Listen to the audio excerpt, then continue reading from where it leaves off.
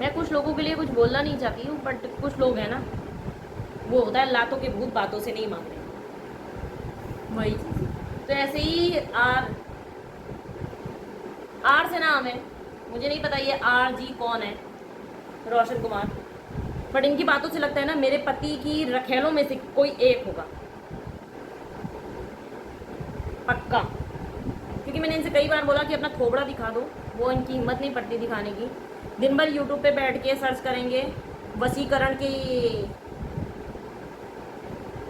इनकी आईडी मैंने खोली थी, यूट्यूब चैनल मैंने खोला था, उसमें है ये देखते हैं क्या,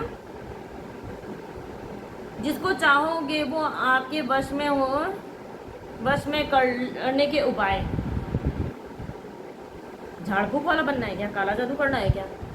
क्योंकि मेरी पति की रखेलें भी बहुत करती हैं, तुम्हारा फेस तो दिख नहीं रहा, तो पता नहीं तुम मेरे पति की रखेल में से कोई हो या उसके पति में से कोई, जो ये ले करके एक एक दिन का, एक एक रात का 10-10 हज़ार रुपये लेता है। फिलहाल मैं ये चीज़ नहीं बोलना चाह रही थी, बट मुझे डाउट है तुम्हारे ऊपर 1000%। इनका कहना है कि पैसे के लिए कितना गिरे जा रही हो, खुद कमाओ ना, पूरा जीवन मेंटेनेंस का भीख ही मांगोगी। एक समानता का अधिकार चाहिए, दूसरी तरफ मेंटेनेंस के नाम पे भीख भी चाहिए, कुछ शर्म करो, ऊपर से इतनी गंदी जुबान। मेरी जुबान एकदम साफ है, और तुम्हारा चेहरा दिखाने लायक का नहीं है शायद, तो घूंघट की आड़ में ना तीर चढ़ाना छोड़ दो भाई। भाई हो, बहन हो, शौतन हो, मुझे नहीं पता पैसे के लिए कितना गिरोगी। मैं नहीं गिर रही, मैं अपने हस्बैंड से मांग रही हूँ। यहाँ तो मेरी जिठानी है, चंदा है, समा है, दूसरे मेरे पति को फंसा करके ये गिन रही हैं एक एक रात का 10,000 रुपये, समझते हो? तो अगर वो मुझे भी दे देगा तो कोई दिक्कत नहीं है, मेरा हक है, उसने मेरी लाइफ खराब की है, हैंकी नहीं हूँ, मुँह पोछा फेंक दिया। फिर खुद कमाओ ना। कमाऊंगी? मैंने कब कहा कि मैं नहीं कमाऊंगी? मैंने तो कभी नहीं अपने किसी भी वीडियो में नहीं कहा कि नहीं मैं रविशंकर से मेंटेनेंस लूंगी फिर ज़िंदगी भर उसी पे बैठ के खाऊंगी ना। मैं भी कमाऊंगी, और जब जॉब करूंगी ना तो आपके पास जो करूंगी। फिलहाल तो आप जो सारा दिन बैठ के ये वशीकरण की विधि सीखते रहते ना, इनसे कुछ नहीं होगा। भाई तुम भी कमाओ, कुछ तो करो।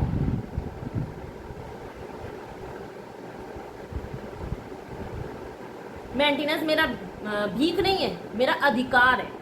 लीगल वाइफ का अधिकार होता है मेंटेनेंस, समझ गए? कुछ पढ़े लिखे हो तो वो कर लो, क्या ही बोलूँ। और रही मेंटेनेंस, मैं मेंटेनेंस के पैसे इसलिए छोड़ दूँ ताकि रवि 2 रातें और एक्स्ट्रा दूसरी औरत के साथ सेक्स करके बिता ले। खुले शब्दों में बोलती हूँ कि रवि 2 दिन और जो है उन पैसों से इंजॉय करे लाइफ, वो मेरे बच्चे का हक है मेंटेनेंस, ठीक है? तो तुम्हें बुरा नहीं लगना चाहिए। तुम्हें तो ऐसे, तुम्हारी छाती पे तो ऐसे सांप लौट रहे हैं जैसे मेंटेनेंस मैंने तुमसे मांग लिया है। वाह जी वाह, मतलब कुछ भी। मैंने बोला ना मेंटेनेंस मेरा मेरा अधिकार है। भीख होती ना तो मुझे यूनिट देने के लिए मना कर देती, कानूनी न बनता इसके लिए। समानता का अधिकार है, हाँ समानता का अधिकार चाहिए। कौन सा समानता का अधिकार दिया रविशंकर ने? रविशंकर ने मुझसे शादी की, कई लोग औरतों के साथ फिजिकल रिलेशन के बाद भी रविशंकर ने मुझसे शादी की। मैं पढ़ाई कर रही थी, मेरा पूरा कैरियर रविशंकर ने चौपट कर दिया, ठीक है? एक बच्चा करके अब कहते हैं 18 साल का, नहीं तुम निकल जाओ, मेरा तो दिल भाभी के साथ लग रखा है। तो मैं पैसे इसलिए छोड़ दूँ ताकि रविशंकर एक नाइट और एक्स्ट्रा अपनी रखेलों के पास रह लें। और तुम बताना, रविशंकर नाजायज़ पापा हैं क्या तुम्हारे, जो मैं पैसा मांग रही हूँ और तुम्हें इतना बुरा लग रहा है?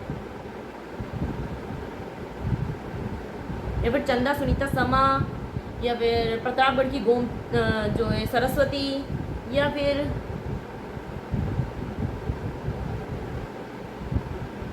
अनीता, या तो गोमती नगर में से तो कोई नहीं हो ना कि आप चाहते हो कि मैं रविशंकर से अपने हक के पैसे ना लूँ, जिससे रविशंकर 2 नाइट 4 नाइट और वहाँ पे आकर के रह सके, स्टे कर सके? प्लीज़ रिप्लाई ज़रूर दीजिए, और हाँ अपना फेस ज़रूर दिखाइए, क्योंकि मैं भी देखना चाहती हूँ कि आप हैं कौन जो मेरी स्टोरी में इतना ज़्यादा इंटरेस्ट ले रहे हैं। मतलब घुस घुस के, कभी कभी तो डाउट हो जाता है लोगों को कि रविशंकर ही रोशन कुमार की आईडी है, बट मुझे डाउट नहीं है। मुझे ये लगता है ना कि तुम चंदा सुनीता समा में से किसी एक के हस्बैंड हो गए या फिर बच्चे हो गए, क्योंकि उनके पति को भी पता है कि मेरी वाइफ रविशंकर के साथ रिलेशन में है, नाजायज़ रिश्ते में है, बट पैसे मिलते हैं।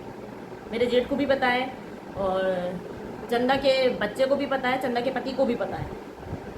ठीक है, मेरे पास रिकॉर्डिंग रखी है, किसी दिन वो भी चलाऊंगी, तुम्हारी आत्मा को तृप्ति मिल जाएगी, तुम्हारे दिल को सुकून मिल जाएगा। ठीक है, तो ये फिजूल के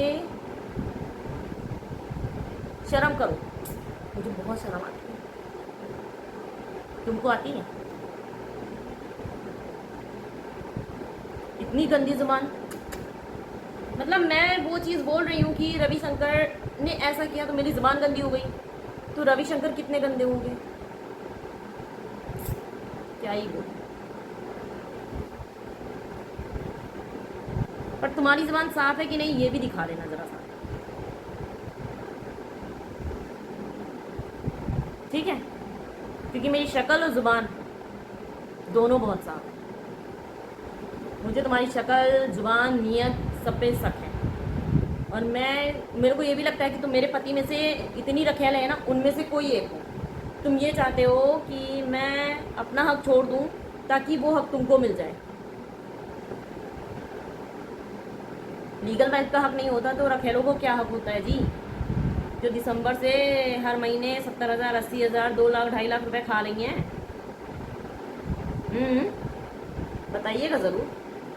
अब इस पर आप ये मत बोलिएगा कि गंदी जुबान है, ना ना, इसके अलावा भी कुछ बोल लिया करिए। ठीक है, अभी तो मुझे लगता है ना, क्या ही बोलूँ, आधार कार्ड भी देखना चाहिए आपका कि हस्बैंड, अगर आप लेडीज़ हैं तो वाइफ ऑफ कौन है, और अगर आप छोटे बच्चे हैं तो फादर ऑफ कौन है, देखना चाहिए। कहीं ऐसा तो नहीं है कि वो कहते हैं चिराग तले अंधेरा, जिसको ढूंढा गली गली वो यहीं पे आके मिला।